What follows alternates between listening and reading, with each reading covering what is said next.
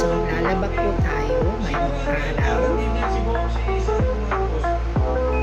So, pumili na tayo ng program na ating gagamitin. Okay, so since ang maglalaba ko ng aking mga damit, so gagamitin natin ay intensive program. And para magamit natin ang intensive program for this particular model, which is Condura CW-M7.5 TLDN-W. So 7.5 kilograms yung maximum load na po pwede mong ilagay sa iyong Condura washing machine. So gagamitin natin ang intensive program. So let's start. Press lang natin to. So, andito yung intensive program. So, again, for this model, ito yung mga wash cycles na pwede mong gamitin. It's normal, delicates, jeans, mini wash, intensive, bulky, quick, and then dry. So, since intensive ang gagamitin natin, so all we need to do is just keep on pressing this program button.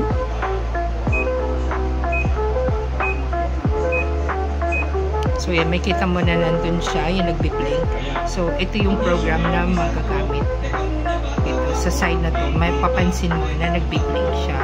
So, since intensive yung gagamitin natin, ayun siya. Okay, nito mo nagbi-blink. And then, naka-preset na siya. And then, 83 minutes siya. Okay, so yung total wash cycle niya would be 83 minutes, and then for the wash, it's 15 minutes. Yung rinses niya, 3 times. Okay, and also for the spin cycle is 7 minutes. Okay, so ngayon, press na natin yung start since naka-preset na siya. And wait a second, naglagay nga po pala tayo ng, so, naglagay na tayo doon na, wait lang, i-pause muna natin yung cycle kasi we need to check yung laundry. So, ayan siya. Ayan. So, dito nilalagay yung powder detergent, and then for the liquid detergent is on the right hand side. So, since ginamit natin is powder detergent, so, nandun siya. Okay, sara na natin ulit. Okay, and then let's close the lid. And then let's press the start button. So you make it naman nakita yung option ng water inside. So antayin lang natin siyang makulog yung tubig sa tanong. Okay, wait lang po natin. Ayan, ilagay na natin yung detergent powder sa loob. So, hinahayaan ko lang muna na ma-dissolve yung powder detergent.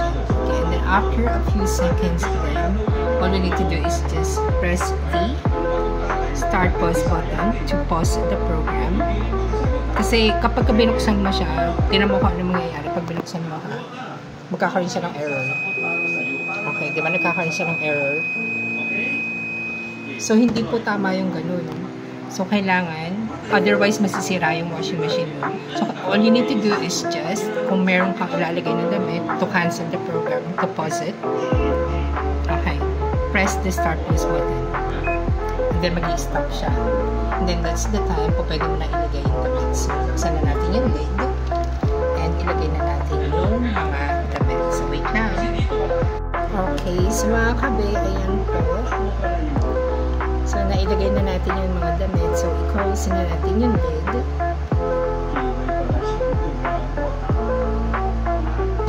Okay, and then, let's press the start button. So, ayan. Okay. So, antayin lang natin siya maya-maya. Kasi, nasa 79 minutes pa yung cycle. Okay? So, let's wait. So, mga kabe, mapapansin nyo na sa dito dito sa program ito, which is yung intensive, humihinto yung washing machine. So, huwag niyong isipin na sira yung washing machine ninyo, okay? Or nag-malfunction siya, or whatnot. Ang ibig sabihin niyan is, itong program na ito, or itong wash cycle na intensive, ay merong soaking. So, when you say soaking, so, binababad niya yung damit para mas matanggal yung mga unwanted stains sa mga damit ninyo, which is, I love it. Kasi, di ba, sa atin naman, kapag mano-manong binababad muna natin yung mga damit para lumambot yung mga dumi sa damit. So, yun yung nangyayari dito. So, again, don't think na sira yung inyong washing machine. So, this one is, it's a feature of your washing machine. So, sinusoak na muna yung mga clothes, and then afterwards, then, mapapansin nyo na mag-i-spin ulit yung drum. Okay? Ganun. Ayan. So, mga kabe, patuloy pa rin po siya sa wash cycle, and ito na po yung natirang sa timer, which is 64 minutes. Okay, one suggestion. Ayan, napansin nyo, diba? Nag-stop na naman siya at 63 minutes. Okay, so nagsasoaking pa rin kasi siya. Okay, so one tip sa inyo na mga kabiko na naglalaba ng inyong mga damit using the Condura automatic washing machine. Wag na wag ninyong i-overload ang inyong mga washing machines. Why? Kasi kung i-overload ninyo yung inyong washing machine, what's gonna happen is during the spin cycle, magki-create siya ng loud noise, and mapapansin nyo na yung washing machine ninyo will be excessively vibrating, or parang nanginginig siya, or nag-move yung inyong washing machine. It's because of the load inside. So, kung overloaded at punong-puno yung drum, that there is no enough space para matumble or malabahan ang inyong mga damit sa loob ng drum, ayun, magkikreate siya talaga ng loud noise. And ang mai-advise ko lang is, para mag-work yung inyong washing machine properly, make sure na there is enough space for the drum na malabahan yung inyong mga damit. At saka kung as much as possible, pag hiwalay-hiwalayin ninyo yung mga light load sa heavier load, kasi kapag ka merong kasamang, let's say for example, yung towel kasama ng mga light load like t-shirt, mga underwears, whatnot, ang mangyayari is yung heavy item, which is the towel, would create the loud noise kasi hindi mababalanse yung load sa loob ng drum. And napapansin nyo ba na kapag gano'n is nag-create ng loud noise yung mga washing machine. And again, I've been doing this for 9 years because yun nga, nag-work ako kay Samsung. Though, Condura tong washing machine na binili ko, pero I'm working for Samsung. And yun nga is, kaya nag-create ng loud noise yung washing machines ninyo is because of that, is due to unbalanced load or merong heavy item doon sa may loob ng drum. That's why it's making that loud noise, especially on spin cycle. Okay, diba? So, yan, isang tip na naman yan sa ating mga mahilig maglaba. Okay, so, right now, it is still, nagsasoak pa rin siya, binababad niya pa rin yung mga damit. Pero, mamaya-maya niyan is magiging continuous na yung pag-spin ng drum kasi tapos na siya sa soaking. So, nandun na siya ngayon sa main wash cycle. So, right now, yung sensor is na-sense niya na medyo kulang yung tubig. So, automatic siya talaga na nag-fill up ng water sa drum. Okay, so, yan, mag-i-start na yung main wash cycle niya. Diba? So, everything is automatic. So, that's why I really love this washing machine, which is the Condura CWM 7.5. So, 7.5 is 7.5 yung maximum load na po pwede niya ilagay sa loob. Pero, again, hindi porke sinabi na 7.5 kilogram yung washing machine na ninyo is i-overload niyo siya at ilalagay niyo talaga sa load sa drum is 7.5 na bigat ng damit. Kasi kapag gano'n yan nilagay ninyo, so mag-create siya talaga ng loud noise during the spin cycle. So again, make sure na hindi ninyo i-overload ang drum para hindi ninyo ma-experience yung pag-iingay ng inyong washing machine during spin cycle. So yan. Wait lang natin maya-maya. Okay? Okay, and also, kung napansin niyo na nag-create siya ng loud noise, all you need to do is just remove some of the load inside of the drum.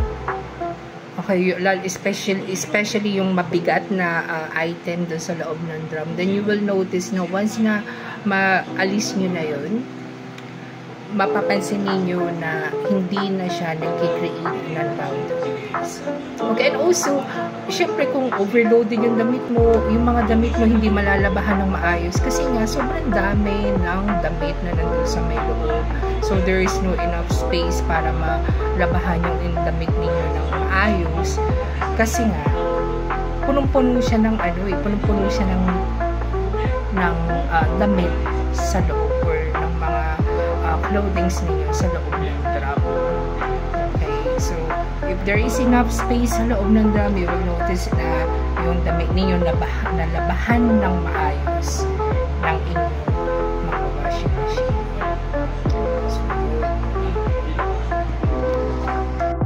So yan, okay. Napansin nyo na once na ma-reach nyo na yung 55 minutes or less than an hour, continuous na siya, hindi na siya nagsasoaking. So, dire-diretso na lang yung pag-spin ng drum. Okay, so still nasa wash cycle pa rin po tayo. And maya-maya, after that, i-drain niya na yung water. Okay, and then mag-start na po siya mag-rinse. Okay, so antay lang po natin maya-maya. And mga kabe, mag-start na siya mag-start na siyang mag-rinse. Pero as of now, ang ginagawa niya is dinrain niya na lahat ng tubig and ayun, para mas lalo maging ma-drain lahat ng na-absorb na tubig sa mga damit is nag-spin pa siya before siyang mag-start ng rinse. Really, gustong-gusto ko yung ganun kasi at least na ilabas niya na lahat ng mga maduduming tubig and also yung damit mo is mas natanggal lahat ng dumi kasi nirelease niya lahat ng tubig. So yan. So far nasa 43 minutes pa yung wash cycle. And ayan. So, after this, mag-start na siyang mag-banlaw ng damit. So, unang banlaw. So, nandun pa rin siya. Ayan, 3 times pa yung rinse. Para at least, di ba, yung damit natin is mabanlawan ng maayos. So, yan. Tingnan natin siya. And, ayan, mapapansin ninyo na since hindi overloaded yung drum, wala ka talaga maririnig na any loud noise during the spin cycle. As in, tahimik lang siya, promise. And hindi mo mapapansin na yung washing machine mo nag-wobbly or gumagalaw, nag-create ng loud noise kasi nga hindi overloaded yung drum. So, sakto lang talaga yung mga damit na nasa loob ng yung washing machine. Again, do not overload your washing machine. Otherwise, mag-iingay yan during the spin cycle. So, ayan siya. Matatapos na yung pag-spin. So, mag-start naman siya na mag-rinse o magpanlaw. So, wait lang natin. So, ayan. Nasa unang banlaw na siya. Ayan. Fill up na siya ng tubig sa drum. Unti-unti, nag-i-spin yung drum. Normal lang yan, na ganyan yung spin niya. So, huwag kayong mag-worry. Walang problema ito sa inyong washing machine. So, again, parang sinesense niya pa kung gaano karami ng tubig ang dapat na ilagay dun sa drum.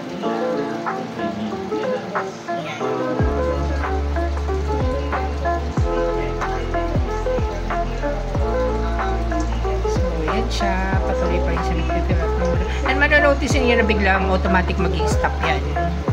Kasi nga, it's an automatic washing machine.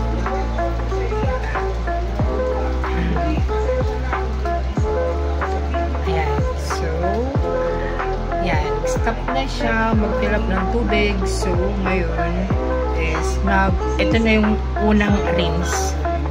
So, ayan siya. Babanaw na siya ng mga damit natin, mga kabe. So, antay lang ulit. Ayan mga kabe, manood muna tayo. Mientras tayo nag-aantay ng ating nilalabahan.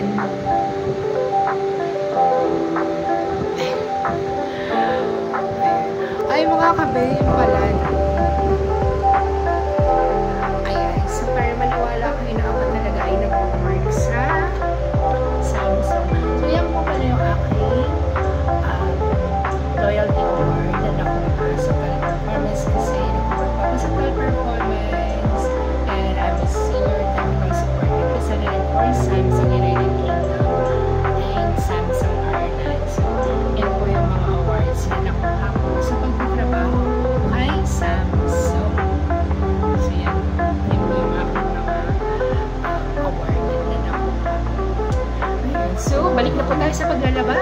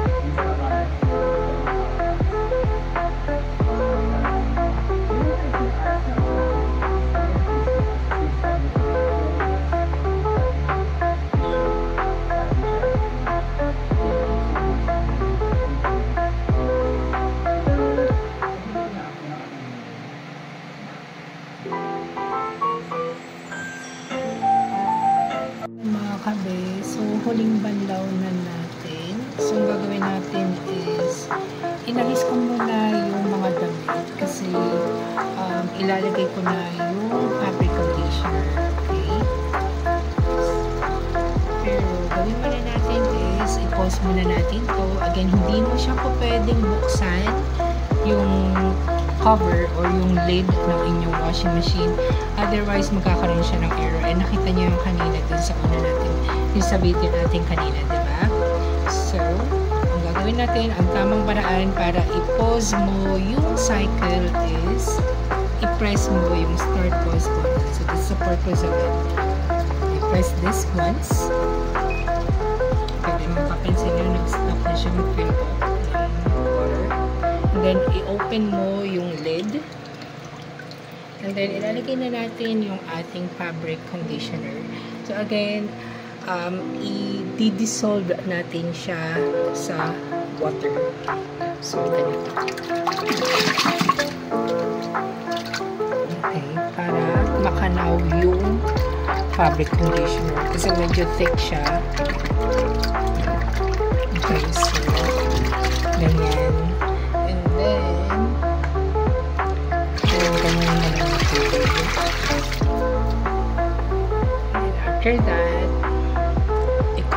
mo na yung drum. Hayaan mo lang umikot yung drum. Okay, then press the start pause button again. So, pansin mo, nag-fill out ulit siya ng tubig kasi hindi pa enough yung water. And after that, kapag sapat na yung water, then that is the time ilalagay natin ulit yung mga damit. At least na-dissolve na yung softener o yung conditioner sa drum. Kasi nagkakaroon siya ng mga ng stains kapag nilagay mo siya kasama ng mga damit. So, ayan. So, this will be the final rinse.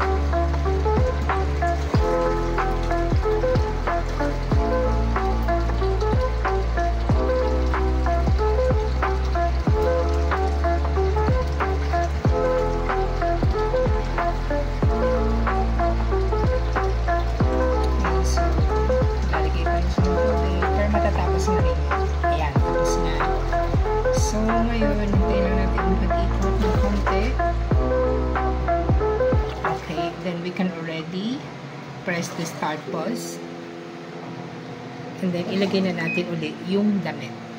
So, buksan na natin yung lid and then ilagay na natin ulit yung mga damit sa loob ng drum.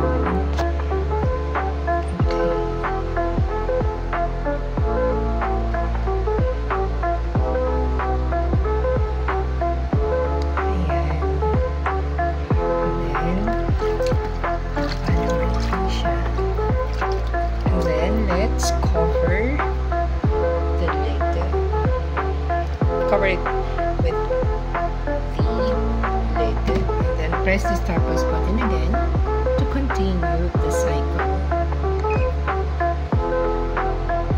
Yan, para hindi nag-e-error kasi kapag binuksan mo siya, mag-e-error na naman yan. Magagalit yung inyong washing machine sa inyo kasi hindi daw pwede yung gano'n.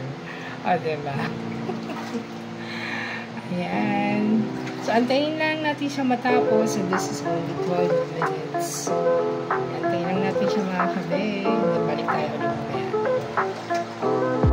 Ayan.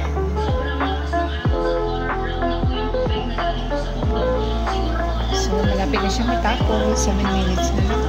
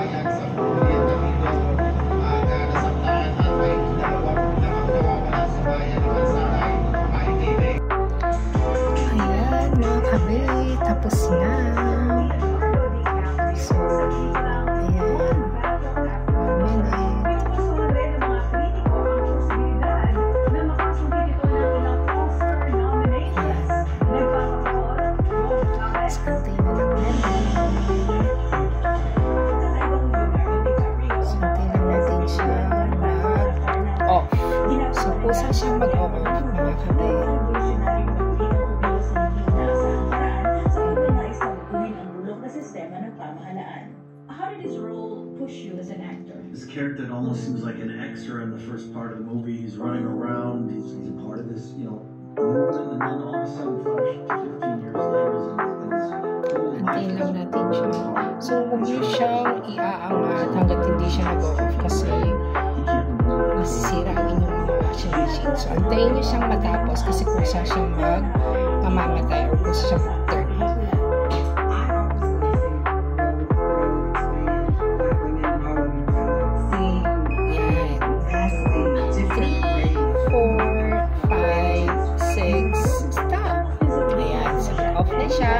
pwede mo na buksan yung washing machine. Tingnan ang iyong mga damit. O, diba? Wala ng tubig. Diba? Tuyo na siya. Lahat yan. Tuyo. Diba? Not totally 100% dry, pero at least konti na lang, so sasampay mo na lang siya actually. Ayan, diba? Wala yan tulo-tulo ng tubig, so wala ka nang pipigain. So yun po mga kabe, maraming salamat po sa panonood ng ating video ngayong araw na ito. Sana po ay may natutunan po kayo sa paggamit ng inyong Condura automatic washing machine. Okay, susunod ulit. Bye!